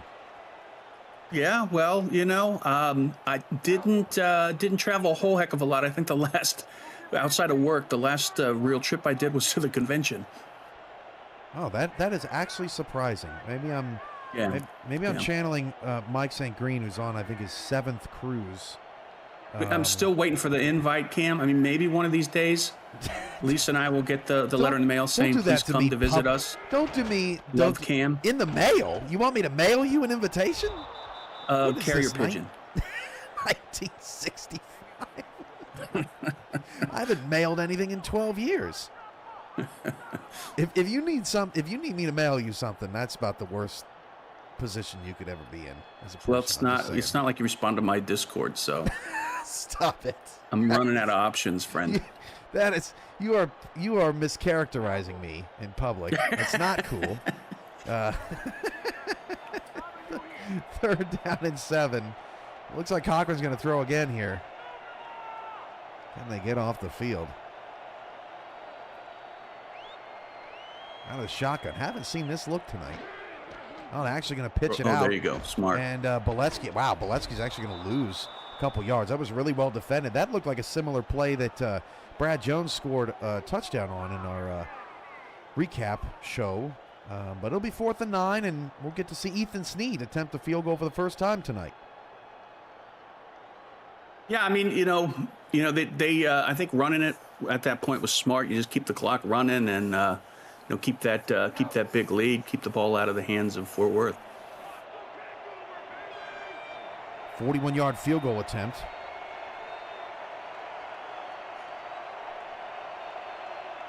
Snead to make it a 28-point game. More importantly, so Ray in chat said use e-invitation, Cam. Yeah, I should look into that. Snead's kick is good. More importantly, that makes the total points 48. If they would have scored a touchdown, then the over would have hit. Now that's in jeopardy for those that took the over. Yeah, I mean this has been a impressive win by Florida. And I think the whole SFL's on notice. You got to watch out for Florida. If you're playing them, you're going to be losing some sleep trying to figure out a way to beat them. From the 5-yard line, Baker again on the return up to the 24-yard line. Back-to-back weeks, Charles, you and I have Mexico City. Next week, Mexico City and Louisiana will have a live cam on Gerald Smith and Mike Daggs up in the corner so that we can see what kind of shenanigans they get into throughout the night. Wow. So that'll be interesting. It's not often the two owners get to watch the game together in a non-convention setting, so that'll be fun. Maybe they'll play jackpot. In the basement. That'd be great to see on film. Back to on back. video, excuse me. Dunhill, that pass is incomplete, so it's 2nd down and 10. And then the next week, we start a new tradition with Matt Wilson on every Monday the 12th during a season. Mexico City gets an additional Monday Night Spectacular game. They'll be hosting Jacksonville, which is actually that's turning out to be a pretty good matchup, Charles, because Jacksonville looks for real this year. Yeah, they do. It's going to be a good game. I'm looking forward to it. 2:33 to go. As Dunhill's pass is caught by Mintz into the 38, Nice. They'll quickly get up to the football. Also, in a couple of Mondays, that Monday night doubleheader after the Super Bowl, Arizona, Indianapolis, the old Chad Rowland, Eddie Gage game, as that pass is knocked out of the hands of Hacker. That'll be the first game of our MNS doubleheader in a couple Mondays from now, and we'll have a different crew calling that game. Think about it as like when Chris Berman used to call those Monday night football doubleheaders back in the day. Good times. Empty 2nd and 10. And Dunhill finds Minson. That's There we caught go. to the 45-yard line. I think they may be able to get another playoff. Minson's up to 84 yards, but on just 11 targets. 2:07 left. Dunhill padding stats. Boy, again. That was Hacker. Yeah, I mean, Daniel Wright, got to give him credit. Along with the rest of the secondary, they are hitting hard out there.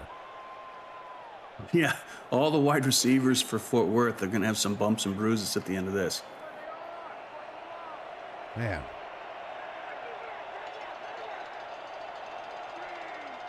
$2:04 to go in this ball game. Fort Worth's trying to save face and hit the over. $2 super chat from Eddie Gage. Convention details. We are working on a number of cities right now. Oh, that was almost intercepted. Wow, Daniel Wright is hungry for a pick here in this fourth quarter. We That would are have been a house call, sir. we are working with various cities. I will say that there are some finalists out there.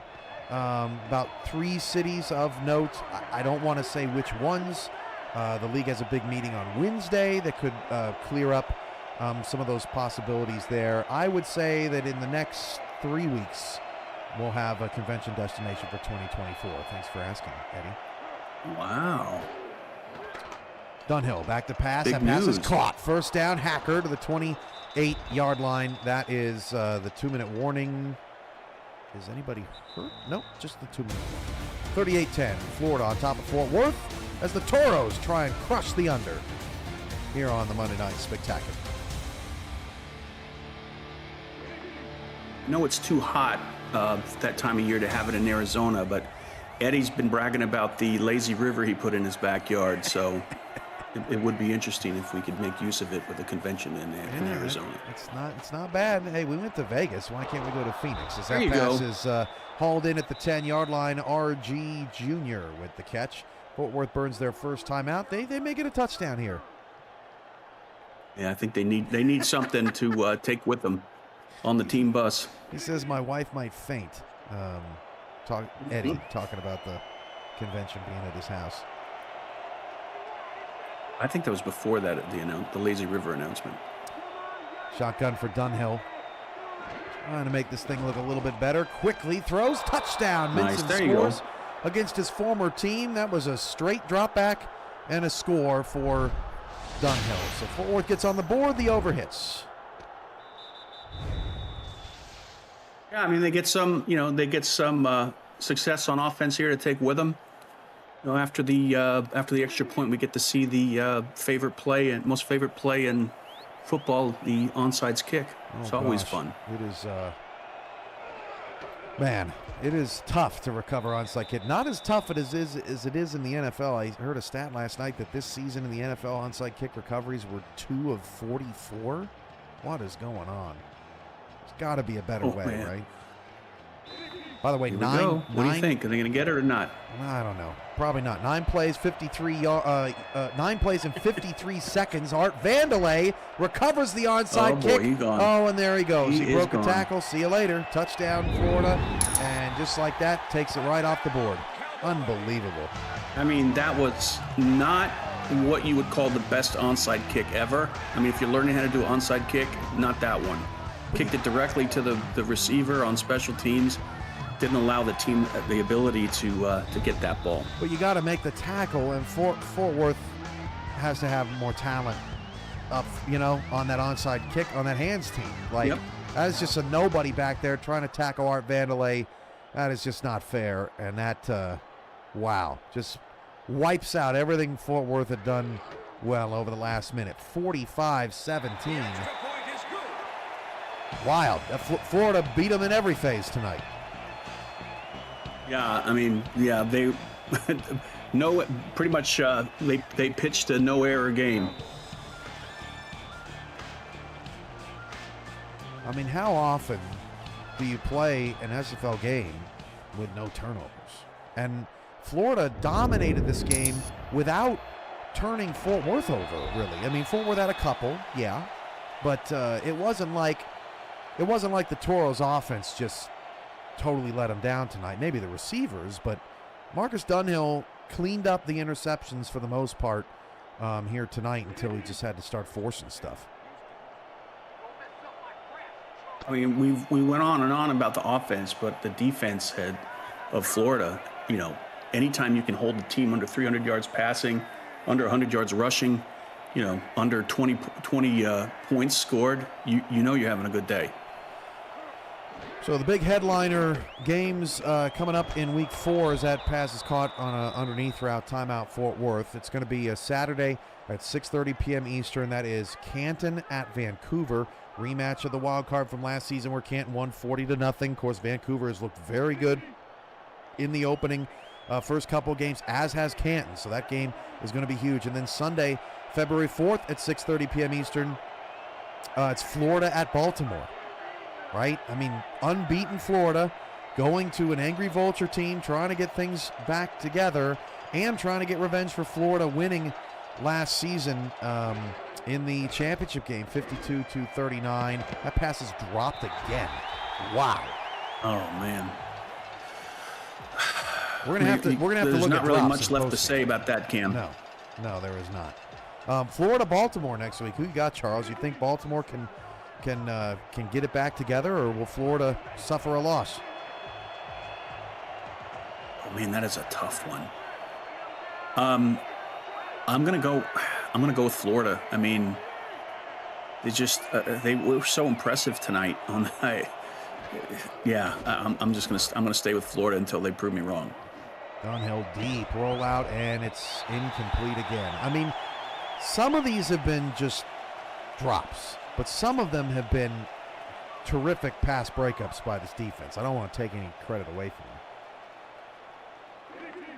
No, you can't. I mean, every time the receiver on Fort Worth goes for the ball, there's someone in blue ready to, lay the smack down.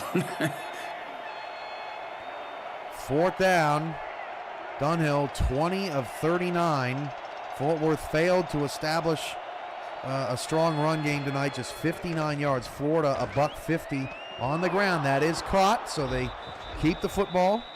And timeout Fort Worth, their last. Chris Curtis and Tyler Falk will, I'm sure, quickly wrap up this blowout. Not a whole lot more to talk about in this one, but the Storm are going to go to 2-0. We mentioned that Fort Worth has Houston next week. After that game, they will host the DC Dragons.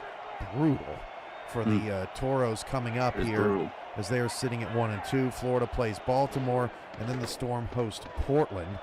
A real tough game to complete there. Lili Nakai with her second catch. What? On the outside, 21 of 41 for 290 now for Marcus. 1:08 to go. A rollout again. And incomplete again as the receiver is smacked again. Cade Stevens. Yeah. I mean, at this point, just, I would throw it to Nakai all night. Why not, right? Get her some reps. After DC and Houston, Fort Worth has Vancouver. Saturday the 24th. Man. This has just been a tough start to their season. Dunhill's pass caught. First down to the 34-yard line. Hacker. Let's see if they can get 24 on the board. 51 seconds left. It would certainly help to erase that Art Vandelay onside kick return touchdown that they just left on the board. I mean, they had him right in the backfield, and the dude just whiffed. Been that kind of night. Again, that was not the best kick. I mean, no. Screwball, but with Art Vandelay back there. What did you call me? Dunhill's pass caught by Minson. And why not? That's your Retroid nice hands catch of the game. Jackpot. Yeah, 8 carries, 109 or 8 receptions for 119 yards. Put a Retroid handheld in your hands and play the only video game your player in it. SFL 4K 23. Jackpot. You never cease to surprise me. I'm rooting for Fort Worth to get some points on the board here. Yeah, you never like this as a broadcaster. You never like to see teams get blown out. It doesn't matter who it is because you feel for that locker room as that pass was way overthrown. Looking for Stevens again. Stevens has just 3 catches on 10 targets. Yeah, I think it's not Fort Worth's not happy, but they got a very solid coaching staff, organization, and I said at the top of the game, great players as well. They're going to bounce back. It's not I'm looking forward to them to next week. They're really I think they're going to shine. 3rd and 10 picked off. And here we go. Tobin down the sideline. Now Stevens is going to bring him down with 29 seconds left. Unfortunately for Dunhill, Charles, it's going to look like he had a bad night. 3 picks. That's 10 on the season in 3 games. Well, I think that was on him. Yep. Because he did not see. It didn't look like he saw the middle linebacker on that one. I can honestly say that was, out of all of the miscues on offense, that one's on the quarterback. But the rest of them, I think you could put on the wide receiving core like we talked about earlier. Our viewers, 79 of them right now. Thanks for sticking with us throughout the night, supporting the SFL. Make sure to hit that like button, and it's another good night of football here in the league. Florida wins back-to-back blowouts here for us on MNS after that brilliant start to the season between Fort Worth and Alamo City. We'll try and shake it off next week with Louisiana and Mexico City. I definitely don't want to see a blowout in that one, Charles, because watching whoever's losing that game live on camera be miserable would not be fun. Yeah, I mean, I think we might need to call the authorities. Call the police. Oh, goodness. That's a wrap. Wow. 45-17. Complete and total domination by the Florida Storm, and hats off to them. They played an incredible game. Offense, defense, special teams from start to finish all night long. It was a shocking rout here from the Eye in Florida. Who's your player of the game, Charles? The fullback, of course, Chris Komisak. Yep. 3 touchdowns. I don't think he was used very often last week or last game, and he was the secret weapon tonight. And I'm telling you, the folks that are playing against Florida, now they know that they've got a stud fullback that they're going to have to play against as well. Yeah, I couldn't agree with you more, Charles. Just to be different, I'm just going to give it to the Florida secondary, just in general. The harassment that they put on these receivers tonight. There were a lot of plays where the receivers let them down, but there were a lot of plays where Florida secondary was great as well. 45-17, Florida beats Fort Worth. Thank you so much to our stat team, Ron Haynes and Damon Simeon. Thanks, of course, to Charles Doherty for being my partner in crime all season long here in Season 22. Tyler Falk and Chris Curtis have your post-game. They'll wrap up the evening. Thanks, everybody, and have a great night.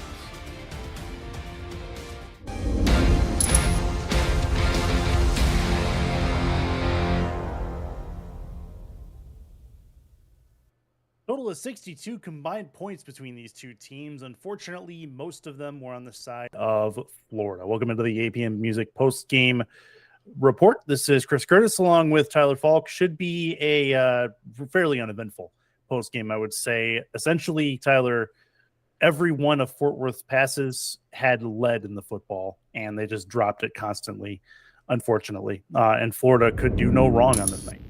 And the big catalyst to all this is, yes, you have to give Fort Worth secondary a lot of credit tonight. They forced a lot of incompletions, but at the same time, I'm going to be a little critical of Marcus Dunhill here. 3 interceptions, not all of them his fault, but the rest of those passes in very tight contested coverage. You got to look and find the open man, especially in enemy territory, just to be able to move the football down the field. And it shows in the numbers. 3 of the wide receivers, 3 of the top wide receivers for Fort Worth, below 50% in reception percentage. Basically meaning they got the ball less than 50% of the passes they were targeted. You look at Florida, they're all above 50% at least. The lowest person is Caleb Giffis, who only had 1 catch on 2 targets, but everybody else is at 75% or 100. Ron Cochran was doing a fantastic job all night long. What happened with Marcus Dunhill tonight? It's now 10 interceptions, as Cameron Irvine mentioned, of this young season. They're 1-2. This is definitely not the same team that the Toros were a season ago. If I'm the Toros, I'm a little bit concerned, especially if you were in the camp last season thinking we were 12-0 last season. We were going to take on Florida in the championship game. Now look, I know it's a different team. I know it's a different season, but something's got to give. And Fort Worth, in my opinion, need a dramatic change coming around here in the final stretches of the season.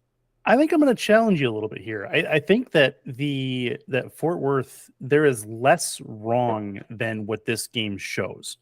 There was a lot of balls that Marcus put on the button, and his receivers just dropped. Even some of the throws that were in tight windows, he put them where they needed to be. And Cade Stevens, Stephen Hacker, the rest just couldn't bring them in. So I don't think it was all on Marcus Dunhill. I think there was a couple of throws he wants back, but I don't think the stats are indicative of what this game was to him.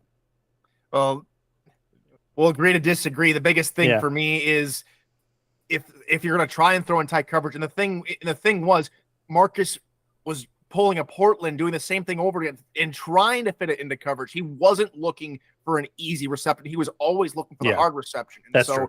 It's, to me, that's the difference in opinion here tonight.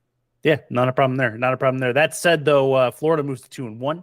They go to a tie at the top of their division, and Fort Worth moves to 1-2. Monday Night Spectacular doubleheader in 1 week's time. Be prepared for times to get published on that here in the next couple of days, and we will be here for one, if not both of those games in 1 week's time. That should be a lot of fun.